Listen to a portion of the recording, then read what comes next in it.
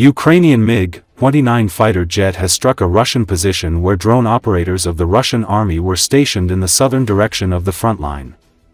The video capturing the moment of the strike has been shared in Telegram app. 2 strikes were delivered with French-produced hammer bombs that have provided as part of a military aid to Ukraine. The strikes were launched on the UAV control center as well as on the base where drone operators were stationed. It's unknown in which region the attack was launched. It should be noted that Ukrainian air forces have scaled up attacks on Russian position in Ukrainian-occupied territories and in Russia with the use of Western bombs, particularly with hammers and US-supplied GBU bombs.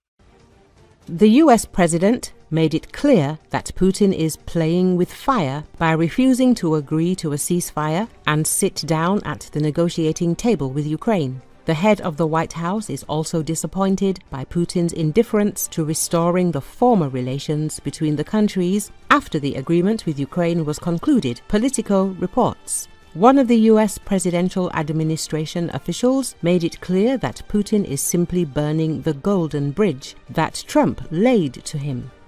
According to American officials, Trump does not yet know what to do next, whether to impose sanctions against Russia or not. Now Brussels is also racking its brains over this issue. The EU is pondering the question of how to help Ukraine even more if Trump does withdraw from the negotiating process. Trump constantly threatens Russia with a response to its inaction in terms of the negotiation process, but in reality things have not gone beyond threats.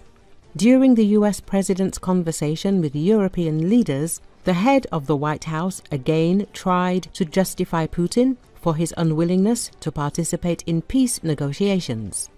Trump also admitted that he was disappointed with Putin's actions, but at the same time, he did not want to introduce new sanctions against Russia in the hope of still persuading the Russian president to sit down at the negotiating table. Against this backdrop, many Republicans began to promote the idea of introducing sanctions to punish Russia. Some political scientists note that the Kremlin wants to separate the issue of the war in Ukraine and the establishment of relations with the United States. Over time, many Republicans began writing their own posts in support of Trump and his policies. One of them was Republican Senator Lindsey Graham. On his social media page, he wrote how much he appreciates everything Trump is doing to try to stop the war. However, to achieve this goal, partners must also strive for this. Putin has not yet shown such readiness. Graham reminded everyone that during the Assad regime in Syria, it was Putin who encouraged the military to drop bombs on the country's civilians and attack hospitals. A similar picture can now be seen in Ukraine. This is the old tactic of Putin's Russia, the senator said.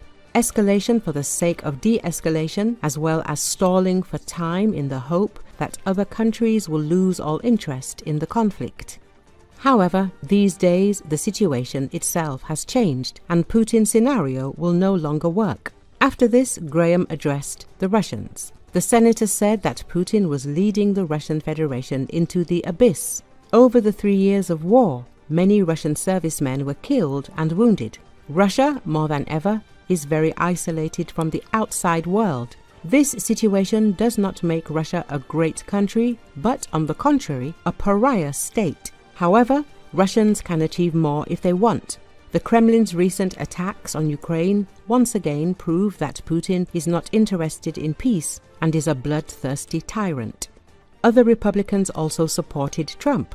Michael McCall emphasized that Putin wants to get all of Ukraine, which is why he supports the introduction of new sanctions against Russia. Don Bacon said it was time to end the war in Ukraine. Russia must be held accountable, and long-term US national interests must be advanced in the process. The stakes are too high to hesitate, the Republican said.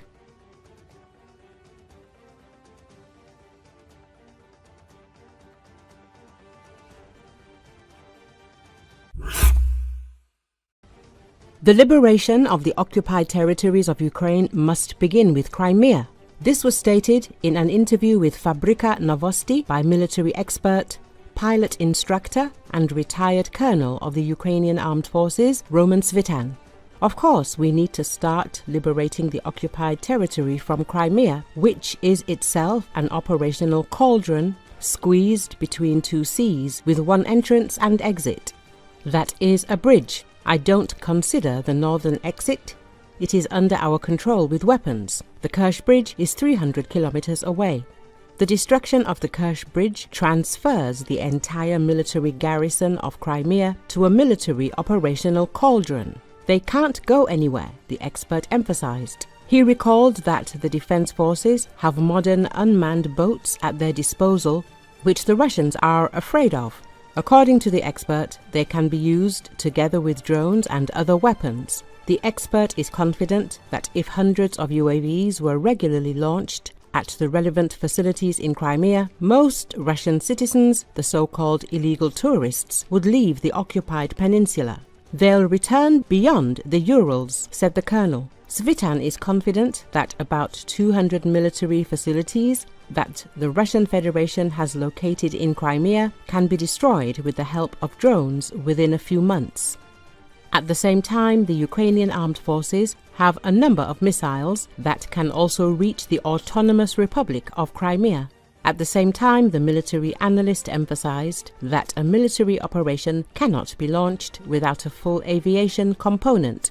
Of course, the worst thing for Putin is if we start liberating our territory from Crimea. He understands perfectly well that after losing Crimea, he will definitely lose his seat and even his life. Russia will simply start to fall apart. The most interesting thing is that liberating Crimea will require an order of magnitude less forces and resources than liberating Donbass. 10 times less than liberating Donbass, Svitan emphasized. In his opinion, with the loss of Crimea, there will be no point for Moscow to hold the land corridor in Donbass, since it is used by the occupiers only to ensure the security of their group in the Autonomous Republic of Crimea. Earlier, former US Army commander in Europe, General Ben Hodges, said that Ukraine should not give in to pressure and give up part of its territory, especially Crimea, which is a strategically important territory. According to the general, Ukraine could return Crimea, and this would provoke a turning point within the Russian Federation itself. Russian dictator Vladimir Putin himself will not agree to diplomatic agreements if they envisage Russia's renunciation of Crimea.